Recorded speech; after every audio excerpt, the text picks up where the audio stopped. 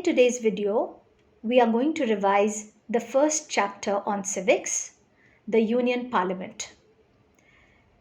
In this video, we are going to have a thorough revision based on the reduced syllabus for the batch of 2021. So let's begin. I have tried to prepare the revision in a question-answer way. So what are the probable questions you might get from this chapter and what are the answers? And while we discuss them, I will try and integrate more questions if possible. So you can listen carefully and you can also mark it in your book and make sure that you see the video once, twice, so that you're able to remember whatever we are discussing. So the first question that can be asked from this chapter is, what do you mean by a federal system? So what do you mean by a federal system? It simply means that we have a central government and we have a state government. Either ways, you can say we have two levels of governance, one at the center, the other at the state. Now, additionally, there are other important things that you can remember. The powers between the central government and the state government are divided according to three lists. So what are these three lists? They are called as the union list, the state list, and the concurrent list. And as you can understand, so what is the union list? It is a list of subjects on which only the central government can make laws, on which only the central government can legislate. What is the state list? It is a list on which only the state government can make laws. And what is the concurrent list? It is a list on which both the union and the state can make laws. Now, interestingly, we are a federal government, means we have two levels of government. We have a central government, we have a state government, but we are unitary in spirit. What does that mean? It simply means that if there's a dispute between the center and the state, the will of the central government will prevail.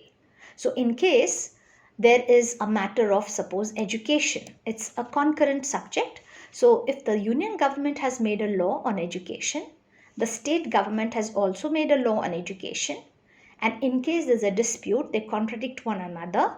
So we can understand that whatever the central government is saying, that will be upheld. And therefore we say we are federal in form but unitary in spirit. So keep that in mind. The next question, why do we say that India has a bicameral legislature? Now first understand the meaning of the word bicameral. Bi means two and camera means house. So we say India has a bicameral legislature because we have two houses. Which are the two houses? Lok Sabha and the Rajya Sabha. The Lok Sabha, or the House of the People, Rajya Sabha, Council of States. So either we write the Lok Sabha and Rajya Sabha, or we write House of the People and Council of States. How many states and union territories are there in India? So we have 28 states and 8 union territories as of now. Now we have already discussed that India is a federal state, but it is unitary in spirit. So give a unitary feature of the Indian government. So what is a unitary feature? We have a single citizenship, which means a person is the citizen of the country, not a citizen of the state. So I am a citizen of India, but I am not the citizen of, let's say, Maharashtra. What is another unitary feature of the Indian government? We have a strong center. As I've already discussed, a strong center means if there's a dispute between the states and the central government, whatever the central government has said, that will be upheld. Next is a very important question. What does the Union Legislature comprise? Either they can ask you, what does the Union Legislature comprise? Or they can ask you, what are the constituents of the Indian Parliament? So whether it's the Parliament or the Union Legislature, if this is the question, what does it comprise? What does it consist of? Remember, you write 3 points. There's President, the Lok Sabha and the Rajya Sabha. Normally, the tendency is to just write Lok Sabha and Rajya Sabha. This is what we mean by the Union Legislature, but that's a wrong answer. Remember to include the President. Next, very important question. What is the normal term of the Lok Sabha? So the normal term of the Lok Sabha is 5 years. Under what conditions can it be extended? Can this 5-year term be extended? Yes, it can be extended in case of an emergency. So suppose there's an emergency in the country, it can be extended by a period of at least 1 year. Can it be reduced? Can the term of the Lok Sabha be reduced? Yes, if the Lok Sabha is dissolved before the expiry of the term. In that case, the term of the Lok Sabha will be reduced.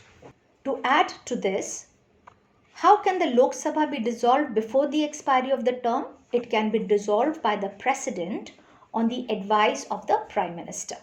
Remember, when you are studying the President, any power that the President exercises in connection with the houses comes under his legislative powers. So the Lok Sabha is dissolved by the President. This becomes his legislative power. So you need to integrate your learning one chapter with the other so that it becomes easy for you. Next, very important question. What is the composition of the Lok Sabha? So when you say what is the composition of the Lok Sabha or what is the strength of the Lok Sabha, we have a total number of 552 members in the Lok Sabha. So how do you get these 552? If this comes as a long answer, you will have to provide the bifurcation of this number. So 530 members are elected from the states. 20 come from the union territories and 2 are nominated by the President. So that's how we get the number 552. Now this in itself can come as a separate question in your examination. How many people are nominated to the Lok Sabha? From which community and when are they nominated? So the simple answer is the President can nominate 2 members from the Anglo-Indian community when he feels the community is not adequately represented. And I just mentioned nominating 2 people to the Lok Sabha, this becomes a legislative power of the President. Explain the following procedures followed in the Parliament of India. Now these terms are very important. The quorum, question hour and adjournment motion. So you need to know these 3 terms very well. So what do you mean by quorum? Quorum means the minimum number of people or members required to be present for the House to conduct its business. So what is the quorum of each House? Whether it's the Lok Sabha or the Rajya Sabha, the quorum is 1/10. 1/10 of the members should be present for the House to carry out its business of the day. So the key word over here is 1/10 members and the minimum numbers required to be present. So these 2 are your keywords when you're writing the answer. What is quorum? What can happen if the quorum is not there? What can happen if the quorum is lacking? The Speaker can adjourn the House. The next term you need to know, what is the question hour? Question hour is also called as interpellation. That's a good point for you to remember. They can either ask you what is question hour or what is interpellation. Both mean the same thing. Question hour is the first working hour of the day. What do the members do? They ask questions. They ask questions on matters of public interest. This right or this power of asking questions is also called as interpellation. The next procedure or the next term is adjournment motion. What is adjournment motion? It is a proposal to lay aside other business and take up a matter of urgent importance. So let's assume that the Lok Sabha decided to, they worked out an agenda and they wanted to discuss a few things on a particular day. But the previous night, there occurred a great disaster in the country, maybe an earthquake or maybe a terrible train accident. So when the next day, when the ministers, they meet in the House, They all decide, let us keep aside this work, this agenda that we had actually pre-planned. Let us discuss this which is of greater importance, which is urgent. So in case everybody decides to do that, we call it the adjournment motion. Next, very important question. What do you mean by the no confidence motion? Now again, what is a motion? A motion is a proposal. So what is a no confidence motion? It's a proposal expressing lack of confidence in the ministry. Now, if you are saying that we don't have confidence in the ministry, so understand that such a proposal will be moved by the opposition or the leader of the opposition. However, to move such a motion, to even suggest this, they must have a support of 50 members. And if this motion is passed by the House, what happens? The government has to resign and fresh elections have to be ordered.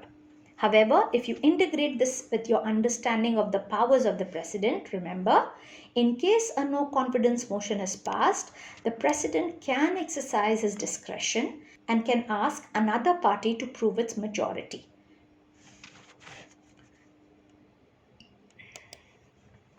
The next important question, what is the difference between adjournment and prorogation? Now keep in mind, here the word is simply adjournment. It is not adjournment motion. So what do you mean by adjournment and prorogation? Adjournment means when the sitting of the House is suspended for the day. But when you say prorogation, what does that mean? It means the session of the Parliament is terminated. So who adjourns the House? The Speaker. Who prorogues the House? The President. So be clear about the difference in these two terms. Remember, the power that the President has to summon the House, to call the House or to prorogue the House, again, because it is in connection with both the houses, this becomes his legislative power. The next important topic from this chapter is the Speaker. So, who is the Speaker first and foremost? He is the presiding officer of the Lok Sabha. There should be officer. He is the presiding officer of the Lok Sabha. So, who is the presiding officer of the Rajya Sabha? The chairman. Now, when you come to the Speaker, the first important question is, how is he elected? The Speaker is elected from among the elected members of the Lok Sabha. So after the general elections, everybody meets and from among themselves, they elect the Speaker. What is the term of the Speaker? He is in office for 5 years. If the House is dissolved before the expiry of the term, if the House is dissolved before the 5 years are complete, what happens to the Speaker? The Speaker does not move out of his office. He remains in office until the new Speaker is elected. He continues to remain in office till the new Speaker comes. Can the Speaker resign from his job? Yes, he can write his letter of resignation addressed to the Deputy Speaker. So he can resign by writing or notifying the Deputy Speaker. Can the Speaker be removed from office? Yes, he can be removed by a 2/3 majority resolution passed by the House. If the Speaker is absent, who will officiate in his absence? The Deputy Speaker. And finally, what is the rank of the Speaker? The Speaker is higher than all cabinet ministers. So the position of the Speaker is a very important one.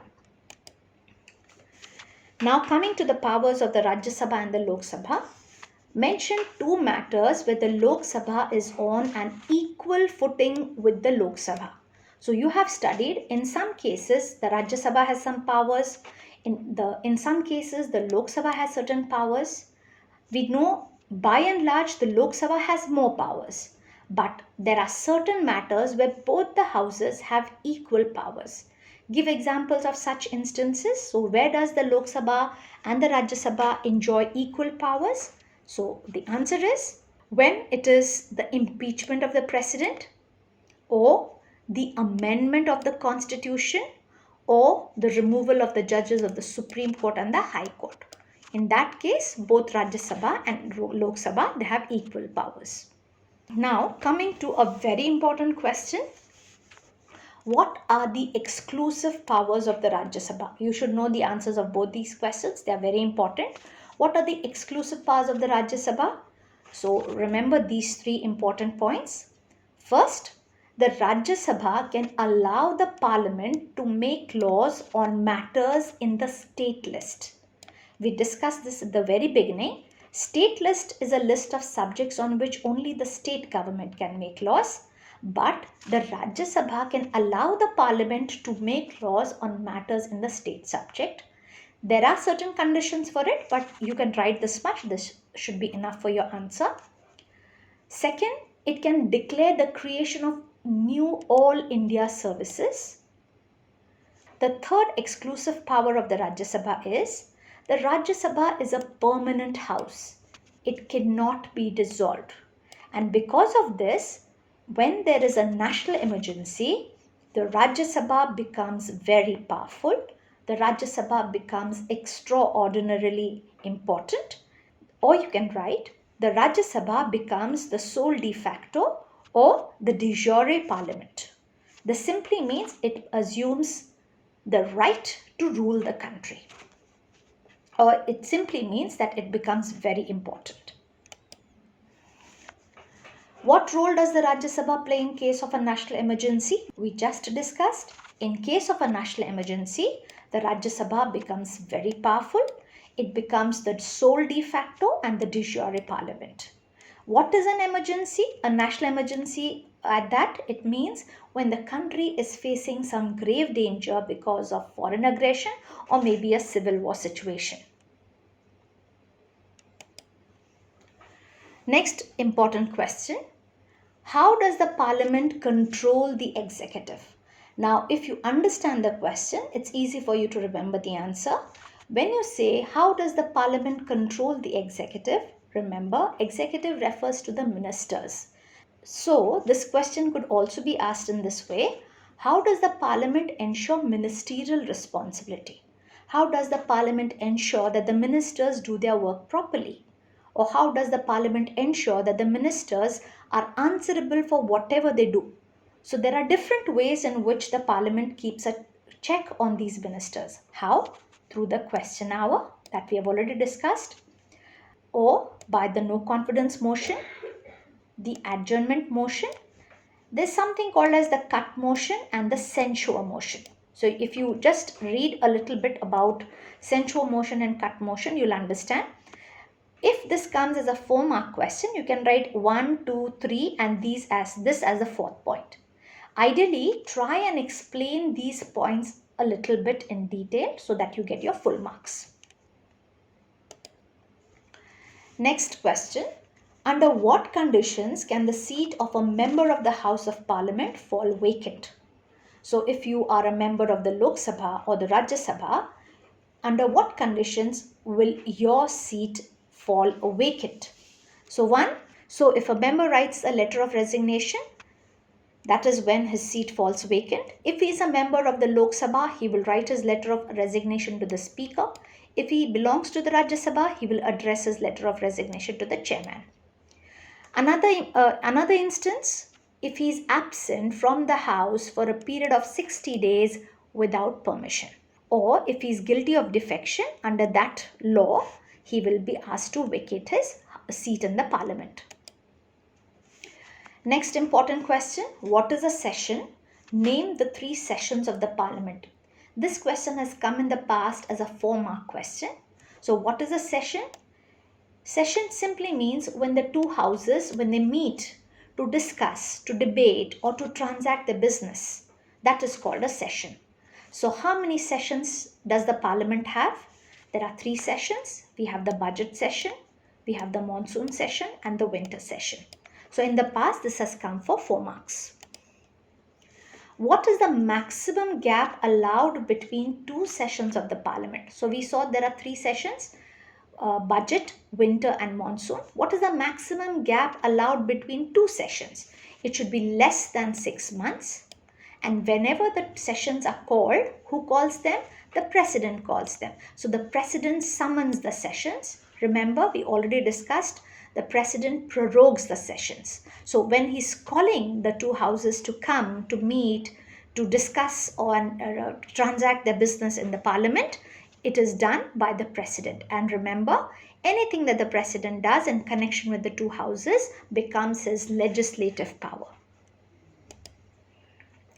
What kind of questions can be asked during the question hour? Remember, question hour is also called as interpellation.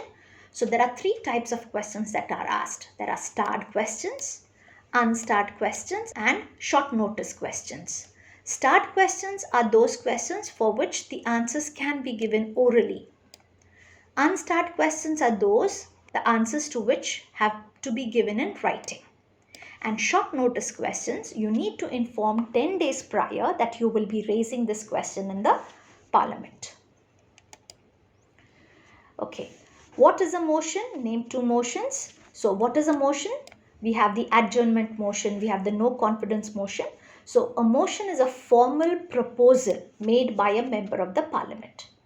And when he passes this proposal, he makes this proposal, what does it mean? It means they are saying that the House should take up some particular matter of public importance. That is called a motion. So name two motions. We have the adjournment motion and the no confidence motion. Interestingly, these two motions are moved only in the Lok Sabha. So that becomes an exclusive power of the Lok Sabha. Give two examples when the speaker or the chairman can adjourn the House. Remember, adjournment of the House is at the end of every sitting. So when can the speaker of the Lok Sabha or when can the chairman of the Rajya Sabha adjourn the House?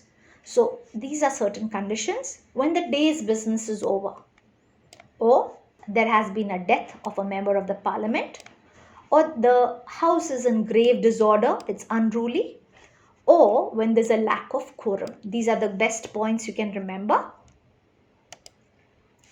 Now we come to the Rajya Sabha. So what is the composition of the Rajya Sabha, or what is the strength of the Rajya Sabha? So the Rajya Sabha has 250 members. Now these 250 members, they belong to two different categories. Some are nominated and the rest are elected. So out of the 250 members, 238 are elected from the states and the union territories, and the remaining 12 are nominated by the president. This is a key word. Don't write over here elected, nominated by the president. Now these 12 people are those who have special knowledge or experience in literature, science, art, social service, sports, etc. So again, remember, the power that the president has to nominate people to the Rajya Sabha comes under which category? Yes, it is the legislative power, because it belongs, this power is exercised in connection with the lawmaking body. Why is the Lok Sabha a superior house, or what are the exclusive powers of the Lok Sabha? Very important question again. Simply remember these 4 points. The no confidence motion can be introduced only in the Lok Sabha. Adjournment motion can be introduced only in the Lok Sabha. Money bill can be introduced only in the Lok Sabha. In case of a deadlock over an ordinary bill, the will of the Lok Sabha will prevail because of its higher numerical strength. So these are some of the exclusive powers of the Lok Sabha. Learn them. It's an important question. Both exclusive powers of the Lok Sabha and the Rajya Sabha are important questions. Next, what are the qualifications required to be a member of the Lok Sabha? So what are the qualifications? A person, he or she must be a citizen of India, at least 25 years of age, not an insolvent, means not somebody who is bankrupt or ridden with debt, should not hold an office of profit, should not be of unsound mind. At the most, this question can come for 4 marks, so write any 4 points. Now suppose they ask you qualifications required to be a member of the Rajya Sabha, then all the points remain the same, only the age criteria will differ. To become a member of the Rajya Sabha, you need to be at least 30 years of age. Everything else remains the same. Okay. Next, what do you mean by the term parliament? So simply write, it is a body of people's representatives. So all those people who are elected, a body of people's representatives who have the supreme power of governance in a democratic country. Remember, what are the constituents of the parliament? It's the president and the two houses. What is 0 hour? 0 hour is the hour that follows the question hour. During this hour, the members can raise all types of questions without any permission or prior notice. And usually it is during the 0 hour that you find unruly scenes taking place in the parliament. How are members of the Rajya Sabha elected? The members of the Rajya Sabha are elected by the elected members of the state legislative assembly, what you also call as the Vidhan Sabha. Which house of the parliament is not subject to dissolution, or which house of the parliament is not dissolved? We know it is the Rajya Sabha. It's a permanent chamber, it's a permanent house, it is never dissolved, it is always there, and therefore it becomes very important in case of an emergency. So the Rajya Sabha has no term, it's always there. But a Rajya Sabha member has a tenure of 6 years. And every 2 years, 1/3 members retire. The final question from this chapter: who is the presiding officer of the Rajya Sabha? The Vice President of India is the ex officio chairman of the Rajya Sabha. So if they ask you who is the So if they ask you who is the presiding officer of the Rajya Sabha, you can simply write chairman. You can also write the Vice President of India. That will be accepted. In case the chairman is absent, then who will perform his duties? The deputy chairman will preside over the house. So with this, we come to the end of the entire chapter, the Union Parliament.